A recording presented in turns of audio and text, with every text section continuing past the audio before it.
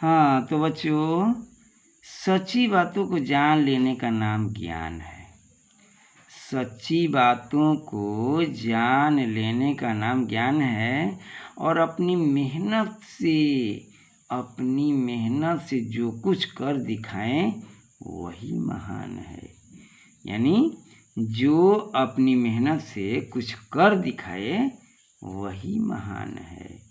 यानी अपनी मेहनत से कुछ करके दिखाना है बच्चों। हाँ तो बच्चों, मेरे चैनल में आप सभी का स्वागत है।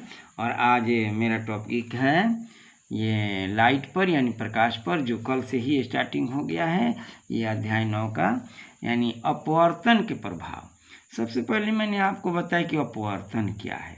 तो मैंने बताया था कि जब कोई प्रकाश किरण एक माध्यम से दूसरे माध्यम में चलती है तो अपने पथ से हट जाती है, विचलित हो जाती है। उसी को हम प्रकाश का अपवर्तन कहते हैं। यानी प्रकाश की दिशा में परिवर्तन को अपवर्तन कहते हैं। तो आज हम देखने वाले हैं कि अपवर्तन के प्रभाव कौन कौन हैं। इफेक्ट्स ऑफ रिफ्रैक्शन, यानी रिफ्रैक्शन का प्रभाव क्या है, यानी अपवर्तन के प्रभाव क्या है। तो अपवर्तन के कारण हैं, देखिए, अपवर्तन के कारण ही पानी में डूबी हुई छड़ी मुड़ी हुई दिखाती है। यानी आप किसी बाल्टी में पानी ले लेंगे, उसमें कोई छड़ी डुबाएंगे तो आप देखेंगे कि वो छड़ी कुछ मुड़ी हुई दिखाई दे रही है। यह कारण क्या है? अपवर्तन का ही कारण है। फिर देखिए दूसरा, पानी से भरी बाल्टी की गहराई कम मालूम पड़ती है। आप किसी बाल्टी को ऐसे देखेंगे तो पूरा गहरा मालूम होगा, लेकिन जब ही आप उस बाल्टी में पानी भर देंगे उसकी गहराई कम मालूम पड़ेगी। तो यह भी हुआ किस कारण से? अपवर्तन के कारण से। पानी में रखे सिक्के का ऊपर उठा हुआ दिखाई देना। अगर आप किसी बाल्टी में रखे पानी में सिक्का डाल देते हैं तो वह अपनी वास्तविक गहराई से ऊपर। हाँ तो बच्चे, अभी मैंने कहा कि बाल्टी में अगर पानी हम भर दें तो उसकी गहराई कम मालूम पड़ती है। यानी अगर जब बाल्टी की गहराई ही कम हो जाती है तो पानी में अगर सिक्के भी हम रख दें तो वह सिक्का भी उठा हुआ दिखाई देता है। यह किसके कारण है? यह भी है अपवर्तन के कारण। अब आइए देखिए, सूर्योदय तथा सूर्यास्त के बीच का समय 4 मिनट बढ़ जाता है। देखो, अपवर्तन के कारण सूरज अभी उगा हुआ नहीं रहता है, तभी से उसका प्रतिबिंब दिखाई देने लगता है। यानी 2 मिनट, सूरज को अपने उगने के 2 मिनट पहले ही वो दिखाई देने लगता है, क्योंकि उसका प्रतिबिंब दिखाई देने लगता है अपवर्तन के कारण। और सूरज जब डूब जाता है तो पर भी उसका प्रतिबिंब अभी 2 मिनट तक दिखाई देते रहता है। इस तरह से सूर्योदय और सूर्यास्त के बीच का समय 4 मिनट बढ़ जाता है। 2 मिनट सूरज उगने के पहले और 2 मिनट डूबने के पहले। हाँ तो देखो क्या बताया, सूर्योदय अभी नहीं हुआ रहता है, तभी से सूरज, यानी सूर्योदय से पहले ही सूरज का, यानी सूर्योदय से पहले ही सूरज का प्रतिबिंब दिखाई देने लगता है। यानी 2 मिनट पहले ही दिखाई देने लगता है। और फिर सूर्यास्त होने के बाद भी अभी 2 मिनट तक पहले दिखाई देते रहता है। यानी 4 मिनट बढ़ जाता है। सूर्योदय और सूर्यास्त के बीच का समय 4 मिनट बढ़ जाता है। अब यही 5वां है, तारों का टिमटिमाना। अब देखेंगे कि तारे टिमटिमाते रहते हैं। तो तारों का टिमटिमाना किस कारण से है? यह भी है भाई, ये प्रकाश के अपवर्तन का प्रभाव है। यानी वह प्रकाश के अपवर्तन के कारण ही तारे टिमटिमाते नजर आते हैं। और देखिए, क्षितिज के निकट सूर्य का या चंद्रमा का चपटा दिखाई देना। अब आप देखेंगे कि जब क्षितिज के नीचे सूरज जाता है तो लगता है कि वो चपटा है, ये चंद्रमा भी चपटा नजर आता है। तो ये सारी चीज़ें जो है क्या किसके प्रभाव के कारण है? तो ये है अपवर्तन के कारण। हाँ तो बच्चों, आपने देखा कि ये सब 1 नंबर में ये सब पूछे जा सकते हैं, इसीलिए हमने इनके प्रभाव को एक जगह एकत्र करके आपको बताया कि ये सारे कारण जो हैं वो सब सिर्फ अपवर्तन के कारण हैं, है ना। ये सब अपवर्तन के कारण है। अब आते हैं, चलते हैं हम क्रांतिक कोण। ये 2000 इंटर एग्जाम 2012 का पहला प्रश्न था। 2012 का पहला प्रश्न है क्रांतिक कोण को परिभाषित करें और इसकी शर्तों को लिखें। तो आते हैं बच्चे कि क्रांतिक कोण यानी क्रिटिकल एंगल क्या है। क्रांतिक कोण यानी क्रिटिकल एंगल क्या है। तो सघन माध्यम में वह आपतन कोण जिसके लिए विरल माध्यम में अपवर्तन का कोण 90 डिग्री हो क्रांतिक कोण कहलाता है। इसे IC द्वारा सूचित किया जाता है। देख लो बच्चे, ये है कांच का गिलास और कांच के गिलास है सघन माध्यम और ये है हवा, और हवा क्या है विरल माध्यम। अगर ये कांच के गिलास से जब किरण चलती है यानी सघन माध्यम से चलती है तो ये विरल माध्यम में अभिलंब से दूर भागती है और इतना दूर भाग जाती है, इतना दूर भाग जाती है कि लंब से 90 डिग्री का कोण बना देती है। देख लो, ये 90 डिग्री का कोण है यानी अपवर्तन कोण 90 डिग्री है ना। यह है अपवर्तन कोण और यह अपवर्तन कोण है 90 डिग्री और यह है आपतन कोण IC।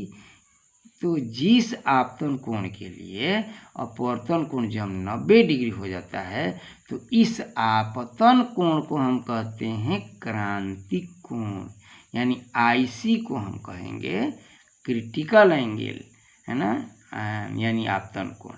इस आपतन कोण को हम कहेंगे क्रांतिक कोण। तो सघन माध्यम में वह आपतन कोण जिसके लिए विरल माध्यम में अपवर्तन का कोण 90 डिग्री हो, यानी यह अपवर्तन का कोण 90 डिग्री हो, है ना। तो तब इसको हम कहेंगे क्रांतिक कोण। अगर 90 से कम अधिक होता है तो हम क्रांतिक कोण इसको नहीं कहेंगे। कब कहेंगे कि वह आपतन कोण जिसके लिए अपवर्तन कोण 90 डिग्री हो, है ना। यह है आपतन। हाँ, तो बच्चों समझ लिया होगा कि क्रांतिक कोण क्या है। सघन माध्यम में, सघन माध्यम कौन है, ये गिलास है। सघन माध्यम में वह आपतन कोण, आपतन कोण कौन हुआ IC, है ना। वह आपतन कोण जिसके लिए विरल माध्यम में, विरल माध्यम कौन हुआ हवा, विरल माध्यम में अपवर्तन कोण 90 डिग्री हो। तो देख लो, ये है अपवर्तन कोण और ये है 90 डिग्री, है ना। तो सघन माध्यम में वह आपतन कोण जिसके लिए अपवर्तन का कोण 90 डिग्री हो क्रांतिक कोण कहलाता है। इसे IC द्वारा सूचित करते हैं। तो बच्चे आप समझ गए होंगे कि ये जो आपतन कोण है इसके लिए अपवर्तन का कोण बना है 90 डिग्री। तो इसी IC को हम कहेंगे क्रांतिक कोण, यानी IC को कहेंगे क्रिटिकल एंगल। अब कहता है कि इसका शर्त बतलाइए। शर्त पूछा है तो भाई आपको तो अभी न बताया कि शर्त क्या है। तो शर्त देख लो, ये किरण किस कहाँ सघन से विरल में जा रही है कि विरल से सघन में। तो आप देख रहे हैं कि यह सघन से यानी गिलास से हवा में जा रही है, यानी सघन माध्यम से विरल माध्यम में जा रही है ना। तो पहला शर्त हमारा यही हो गया कि प्रकाश किरण को सघन से विरल माध्यम में जाना चाहिए, तब क्रांतिक कोण बनेगा, नहीं तो नहीं बन सकता, है ना। प्रकाश को सघन से विरल माध्यम में जाना चाहिए और अपवर्तन कोण का मान 90 डिग्री होना चाहिए। सो आपने तो देख ही लिया है कि अपवर्तन का कोण कितना है। दूसरा शर्त यही है कि प्रकाश को सघन से विरल में जाना चाहिए और यह अपवर्तन कोण 90 डिग्री होना चाहिए, है ना। ये शर्त है क्रांतिक कोण होने का। तो क्रांतिक कोण कब होगा, जब ये दोनों शर्त पूरा होगा, यानी प्रकाश किरण सघन से विरल माध्यम में जाना चाहिए और अपवर्तन का कोण 90 डिग्री होना चाहिए, तब जा कर के ये क्रांतिक कोण का निर्माण होगा, यानी IC हमें मिलेगा। हाँ, तो बच्चों आप समझ गए होंगे कि क्रांतिक कोण क्या है। वह आपतन कोण जिसके लिए अपवर्तन का कोण 90 डिग्री हो क्रांतिक कोण कहलाता है। अब इसकी शर्त क्या है, तो शर्त है कि किरण को सघन से विरल माध्यम में जाना चाहिए और अपवर्तन कोण 90 डिग्री होना चाहिए। हाँ, तो बच्चे अब आप समझ गए होंगे कि क्रांतिक कोण और उसके शर्त क्या है। अब ये 2020 का 14वां प्रश्न है कि क्रांति कोण तथा अपवर्तनांक में संबंध स्थापित करें। आइए संबंध देखते हैं।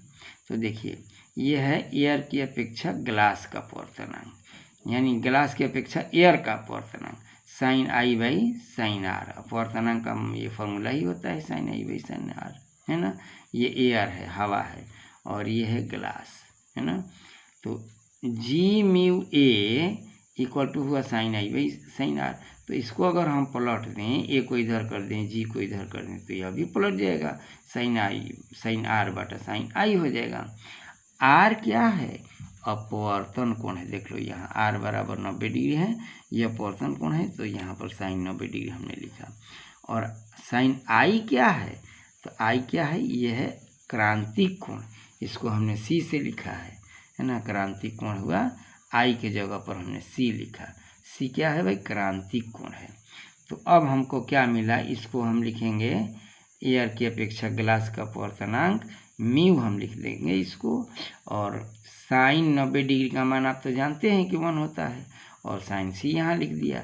तो यही है अपवर्तनांक, ये है अपवर्तनांक और ये है क्रांतिक कोण। तो म्यू बराबर 1 बटा साइन सी, यही अपवर्तनांक तथा क्रांतिक कोण में संबंध है। हाँ तो बच्चों इसको जरूर याद रखना है न्यूमेरिकल बनाने के लिए, और इसको निकालने के लिए भी 2020 का 14वां प्रश्न पूछा गया था, और ये न्यूमेरिकल बनाने में भी आता है। आपको याद रखना है म्यू इक्वल टू 1 बटा साइन सी, और सी क्या है? क्रांतिक कोण है। क्रांतिक कोण क्या है? वह आपतन कोण जिसके लिए अपवर्तन का कोण 90 डिग्री हो, वह है क्रांतिक कोण। हाँ तो क्रांतिक कोण और ये अपवर्तनांक में यही संबंध है, यह क्रांतिक कोण सी और म्यू है अपवर्तनांक, तो इसके बीच में ये संबंध है। तो यही संबंध आपको निकालना था, क्रांतिक कोण और अपवर्तनांक में संबंध, जो 2020 का 14वां प्रश्न है, यानी क्रांतिक कोण और अपवर्तनांक में संबंध हो गया। अब आइए थोड़ा सा देख लेते हैं दर्पण का सूत्र। बच्चों याद रखना, दर्पण का सूत्र होता है 1 बटा एफ इक्वल टू 1 बटा वी प्लस 1 बटा यू। और ठीक लेंस का सूत्र अगर आपसे पूछा जाए तो यही प्लस को हम अब सिर्फ माइनस कर देंगे, बस हो जाएगा लेंस का सूत्र। देख लीजिए लेंस का सूत्र है 1 बटा एफ इक्वल टू 1 बटा वी, और ये प्लस के जगह पर हो गया है माइनस और 1 बाई यू। तो आप समझ गए होंगे कि ये दोनों सूत्र में क्या अंतर है, सिर्फ प्लस और माइनस का अंतर है। तो देखो दर्पण के लिए होता है प्लस और लेंस के लिए होता है माइनस, यानी 1 बाई एफ इक्वल टू 1 बटा वी प्लस 1 बटा यू, और लेंस के लिए होता है 1 बटा एफ इक्वल टू 1 बटा वी माइनस 1 बटा यू।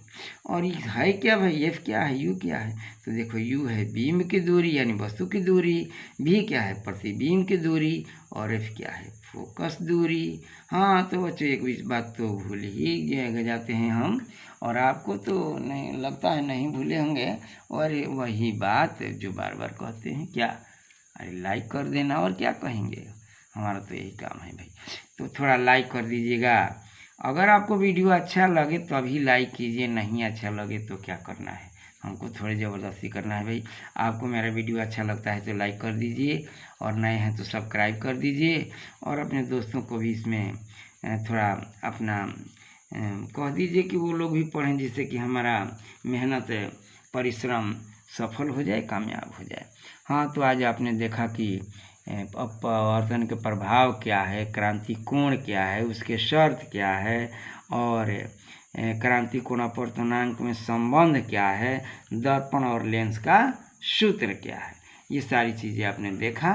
हाँ तो बच्चों थैंक यू बच्चों।